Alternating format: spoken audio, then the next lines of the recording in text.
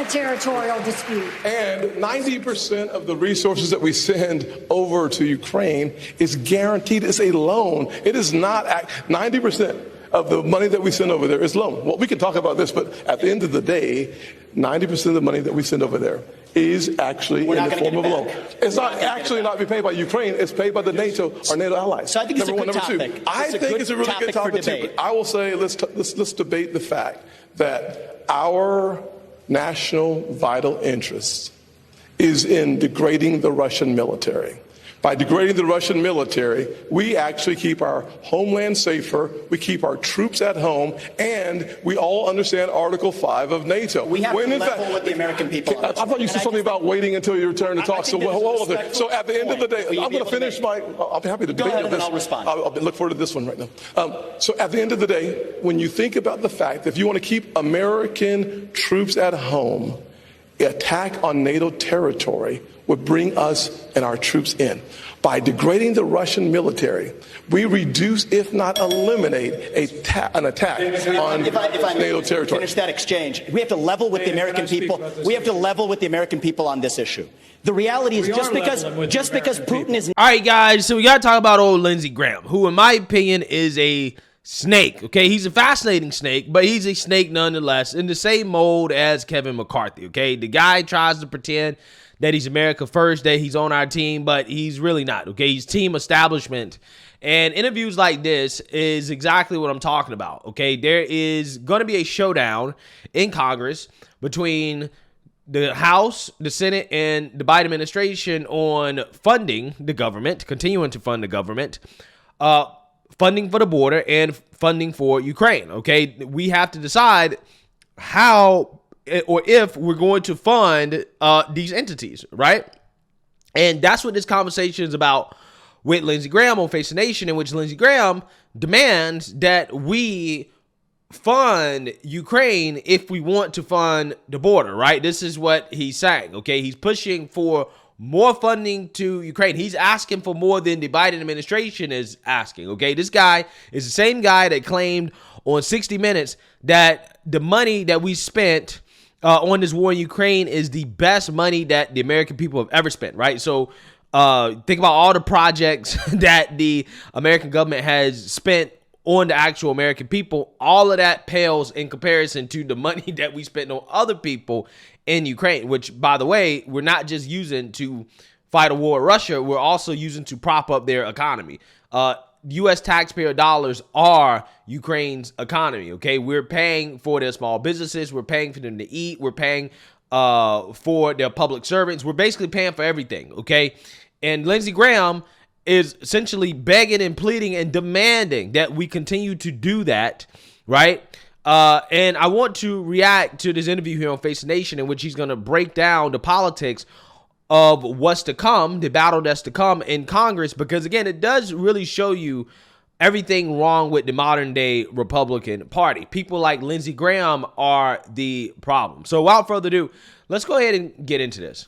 We're back now with South Carolina Republican Senator Lindsey Graham. Good to have you here in person, Senator. You just voted for a short-term deal that doesn't include a cent for Ukraine nor for the U.S. border. Right. How did you swallow that? We had to keep the government open. We got 45 days to fix both problems.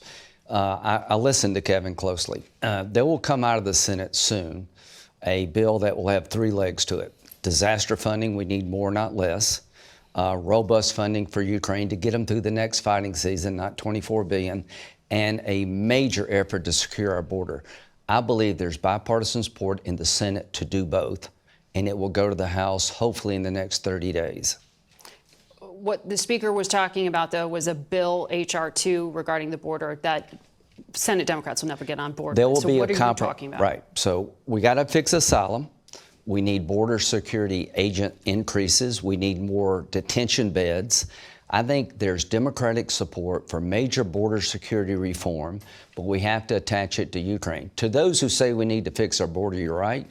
To those who say we need to help Ukraine, you're right. To those who say we need to do the border, not Ukraine, you're wrong. Yeah, so guys, did you just hear what this man just said? Right? This man said, well, if you're one of these people that say that we, need to fix the border, you're right. If you're one of these people that say that we need to fund Ukraine, you're right.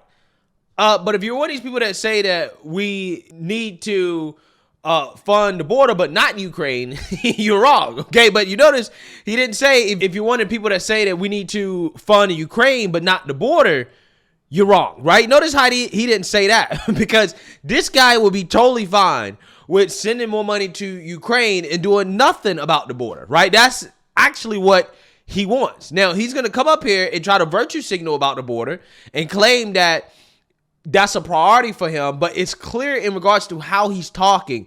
The real priority for him is not the southern border. It is the Ukrainian border, okay? And it's going to be very clear from the way this man talks. This is very important to pay attention to because it can likely be a scenario in which Democrats force Republicans to do the exact same thing that Republicans are doing now, in which they caved when it comes to running out the clock and trying to force a government shutdown, right? To force the Republicans to essentially shut down the government or go along with the Democrats. And what I mean by that is that when it came to this original House bill from Republicans that would significantly reduce spending in the government and increase border securities, Democrats were not going to accept that, right? They were not going to accept that partially because of the increased border security. So there could be a situation where Senate Democrats don't accept any type of border security at all in regards to increasing border security. And if that's the case, what is Lindsey Graham going to do? Right? What is he going to do? Is he going to oppose any bill that does not include border security, or is he going to go along with it if he gets what he wants when it comes to more funding for Ukraine? Right? I'm just saying. Because this guy thinks that he's going to be able to get all of it, and I don't think he's going to be able to get all of it. I think Democrats are essentially going to force Republicans to do the exact same thing that they did this last time and say, hey, you know what? Shut down the government. Shut down the government, right? But we're not going to give you more border security, okay?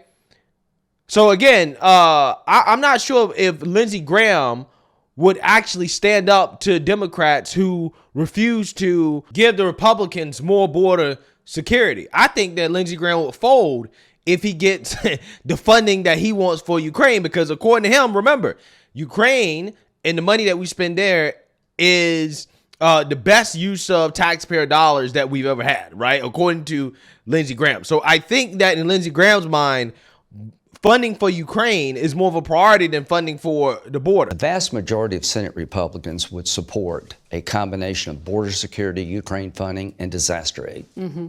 Well, when it comes to the House yeah. and the idea that we got to move swiftly, right? Right. The White House told Republican leadership that they don't have enough funding for Ukraine to make it through 45 days, and the authorities they have are insufficient. Yeah. Well, so how much time are you talking about needing? You know, I've been around while I'm wearing a pin. Do you think I would leave Ukraine? I don't believe that one bit. This same White House says we don't need F-16s, we don't need HIMARS, we don't need tanks. I've lost confidence in their evaluation of what's going on in Ukraine. We got a bunch of allies. They can help for 6 weeks. The allies have spent more money in Ukraine than we have, and when you hear otherwise, it's just not true. Which allies? Because we spent $75 billion. They've gotten $113 billion total. So I'm trying to figure out which allies have spent more in Ukraine than we have. Now, who knows? He could be talking about as a percentage of GDP or something like that. Maybe he's talking about the European Union as a whole. Maybe the total aid they've given, humanitarian, financial, military, whatever. But there's not been one country that has provided more aid than the United States. Now, again, if you want to throw all the European countries in one boat together, fine. But even then, right, it's probably very close. We're still burdening a lot, okay, of the financial resources to Ukraine, especially when it comes to military. But again, this guy wants us to give until perpetuity. Okay, this is the reason why I'm reacting to this, because this is the mind of a war hawk, right? This is how the old school George Bush neocon version of the Republican Party thinks. It's been good burden sharing, but I'm not worried about the next 6 weeks. I'm worried about next year. We will produce in the United States Senate Ukraine funding 60 or 70 billion, not 24. So again, I want you guys to understand. He said, look, we're not going to do the $24 billion that Biden asked for. No. We're not going to do less. We're gonna do more. Okay, we're gonna get 60, 70. He's talking about 2, 3, 4 times as much, guys. This guy, again, this man wants to essentially give Ukraine a blank check, right? That's what he wants to do. Again, this was one of the guys that traveled to Ukraine back in 2015, 2016 with John McCain, right?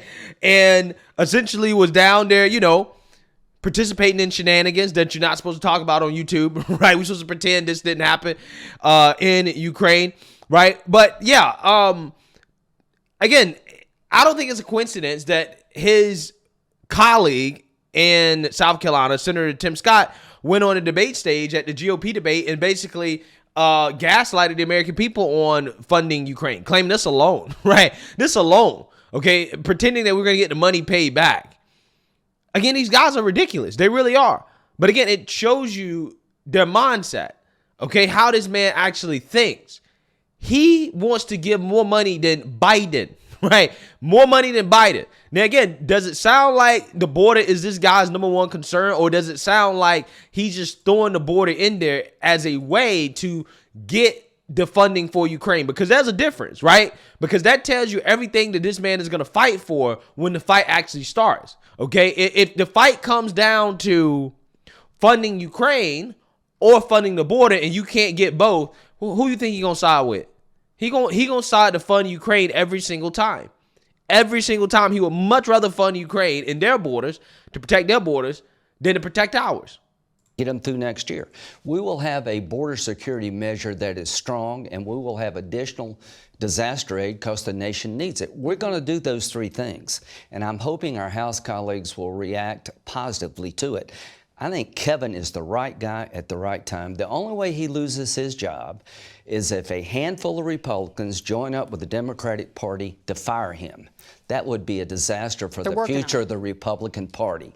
That's not going to happen. Kevin has the overwhelming confidence of his membership. He worked to avoid a shutdown. He will help Ukraine, but he's telling everybody in the country, including me, you better send something over for the border for me to help Ukraine, and he's right to make that demand. Understand, but you're talking about, to be clear, a supplemental bigger than $24 billion for Ukraine, and that's going to pass bigger in 45 days. Oh, absolutely. You know why? Absolutely.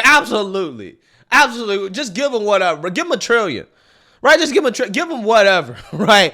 Give them whatever. Again, Lindsey Graham, the question really should be, from a so-called journalist, she should be asking this man, at what point is enough ever enough, right? Are you cool with giving them $500 billion, right? $1 trillion, is that what you want? When will you get to the point of saying, you know what, we spent too much money, right? But they'll never ask that question. Because we need it. We haven't lost one soldier in the Ukraine. We spent less than 5% of our military budget. 50% of the Russian army has been destroyed by the Ukrainians. They would be at Crimea already if the administration hadn't been so slow in giving weapons. Again, listen to this guy. They would be at Crimea already if the administration hadn't been so slow at giving weapons. So that tells you everything about what the goal is here. They're going to keep funding this thing until Ukraine takes back Crimea, until they take back the 2 territories in the Donbass region, which means that this guy is literally willing to escalate this to World War III, right? He doesn't care if it go nuclear. That's what he's telling you.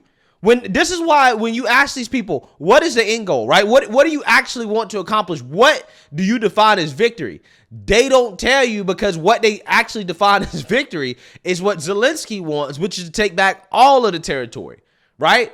Crimea, the regions that they're fighting for right now that's under dispute, they want to take back all of it, right? And if that is the end goal, which I don't even know if that's the end goal, right? I mean, they might want to go further than that. But if that's the end goal, then you know that these people, again, they're willing to go to nuclear war for it. That's what they want to do, right? They're also willing to put U.S. troops on the ground at some point if that's their end goal. No doubt in my mind. These people are psychopaths. They really are. Lindsey Graham is a psychopath. And we dedicate a lot of time to Ukraine on this program, so we find it important. But I want to ask you, because Leader McConnell had gone into the lunch yesterday telling Senate leaders that he believed the White House when they said they were running out of funding for Ukraine. And then his deputies apparently urged him to drop it, which is how you ended up with this bill with nothing in it for Ukraine. Is he in control of the caucus? Senator McConnell's been great in Ukraine, but he picked a formula to lose votes for Ukraine. To expect people like me and others to vote for Ukraine aid without border security is unreasonable. Mitch made a miscalculation. He's been great on Ukraine. I told him 1,000 times, the key to Ukraine funding is to deal with a broken border. 107,000 Americans have died from fentanyl poisoning, from fentanyl coming across the southern border. We haven't lost one soldier in Ukraine. So America is being invaded from a broken southern border. To my Democratic colleagues, you need to take border security seriously. Yeah. This guy is so fake, bro, right? He's so fake, okay? Let me tell you why this man is fake, okay? He's trying to pretend like he wants border security, like that's his number one priority, when clearly that's not his number one priority. His number one priority is getting funding to Ukraine. Now, he's using the border stuff and trying to pretend like, again, that's something that actually really matters to him as a way to get funding for Ukraine, because he knows that his fellow colleagues, they're not going to get on board with funding Ukraine unless there's funding for the border. But again, if this guy had the option to only vote for funding for Ukraine and none for the border, that's exactly what he would do. He'd be totally fine with that. Okay? Ukraine is this man's number one priority, I'm telling you, because that's what his masters, his defense contractors, right? The defense contractors, that's how they get paid. Okay? That's how he gets his kickback for his campaign donations. Right? I'm telling you, that's what's going on here. Saying that Ukraine should not be a standalone. It has to be. It will not be a standalone. When I go to South Carolina, I openly talk about helping Ukraine. If you let Putin get away with this, you have a bigger war. Well, what about our border? I promise people in South Carolina, I'm going to do two things. I'm going to help secure our border and keep the fight going in Ukraine to make sure that Putin doesn't get away with this. Have you asked Donald Trump, your friend, to come out and publicly support more aid to Ukraine and to push some of these skeptical members of the Republican conference? I'll leave it up to him to what to do, but he wanted to get out of Afghanistan. Well, Vladimir Putin has been praising him for his comments about Russia and Ukraine. Here's what I'll say about President Trump. He did not pull the plug on Afghanistan, even though he wanted to. The biggest mistake we've made since the war on terror is withdrawing from Afghanistan. To President Trump and anybody else, if we pull the plug on Ukraine, that's 10 times worse than Afghanistan. There goes Taiwan. To stop funding Ukraine is a death sentence for Taiwan. Putin will keep going. You missed all of World War II if you don't know how this movie ends. To the Republicans who say Ukraine doesn't matter to us, you're wrong. Respectfully, you're wrong. The war gets bigger, not smaller. There goes Taiwan. If Ukraine can beat Russia, China's less likely to invade Taiwan, and Putin gets stopped. Yeah, so again, listen to this guy talk, okay? Don't fall for the nonsense where he's trying to throw in the border and pretend like he cares about. This man don't care about the border, bruh. He's just using that as a way to try to play both sides, because he knows that, again, he's not going to be able to actually come to a solution without satisfying some of his colleagues when it comes to the border. But his main priority is Ukraine. Don't get it twisted. Don't get it twisted. And again, this is the problem with some of these Republican politicians. They think that it's okay to fund Ukraine. Oh, well, if we protect our border too, or we can do both. No, we shouldn't be doing both. We should be protecting our border, and we shouldn't be protecting anybody else's border, right? We need to be protecting our border, right? So just to say that, well, I want to do both, I want to do both. Nah, that's not good enough, right? Because, again, we're still sitting in billions of taxpayer dollars to fight a war that really, for the American people, we don't have any interest in. We don't have that much interest in. Right? Now, again, when it comes to Taiwan, that's a little bit of a different story. We actually do have some interest because of their semiconductor manufacturing, right? And this is something that we are kind of relying on at this point. So allowing China to just take Taiwan, it's a whole different story. But at the very least, you can make that argument with Taiwan. I'm not sure you can make the argument as strongly with Ukraine. But to act like coming to some peace agreement with Russia to end the war in Ukraine is giving Taiwan to China is ridiculous. If anything, we can focus more on Taiwan if we stop focusing on Ukraine. But to pretend like we can focus on everything, we can do everything at one time, it's just ridiculous. It's just silly, right? Because resources are finite, or are they? I mean, with the way we print money, we pretend like it's not. But again, we pay for it with inflation. So yeah, it is finite. So again, these guys, I'm telling you, they're snakes, man. And this is snake behavior right here. He's pretending that, oh, well, I want to get both. I want to do both. He don't really want to do both. But the only reason he says he wants to do both, because he knows that in order for some of his other Republican colleagues to get on board with funding Ukraine, he's going to have to be on board with both, right? He's trying to thread the needle here, snake his way through it. But again, just listen to the guy talk. Clearly, he cares more about the border in Ukraine more than he cares about the southern border. But hey, let me know what you guys think. Make sure you like, comment, and subscribe. Most importantly, share a Black conservative perspective. Peace.